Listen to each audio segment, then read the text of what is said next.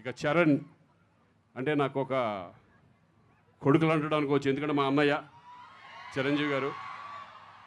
ఆయనతో నేను రెండో సినిమా గోవింద అన్నవాడే ప్లస్ ఇది, అలాగే రాజుగారి బ్యానర్లో రెండో ఫిలిము, తమన్ గారి మ్యూజిక్లో చాలా సినిమాలు చేశాను నేను. అఖండ ఫిలిం మొన్నే పెద్ద బ్లాక్ బస్టర్ అయింది అంతకుముందు.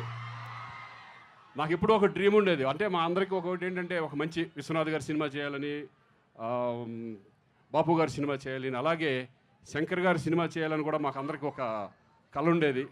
ఈ సినిమాతో ఒక మంచి క్యారెక్టర్ నాకు ఇచ్చి, అంటే మీరు ఎవరు ఎక్స్పెక్ట్ చేయరు ఈ సినిమాలో శ్రీకాంత్ ఇటువంటి క్యారెక్టర్ చేస్తాడని. నేను కూడా ఒక ఛాలెంజ్గా తీసుకుని ఈ క్యారెక్టర్ నాకు రావడం నాకు చాలా సంతోషంగా ఉంది. థ్యాంక్ యూ అండి, అందరికీ థ్యాంక్ యూ వెరీ మచ్. అలాగే నా కోలీగ్స్ వీళ్ళంతా ఎక్స్ట్రాడినరీ ఆర్టిస్ట్, డైరెక్టరే కాదు ఎక్స్ట్రాడినరీ ఆర్టిస్ట్.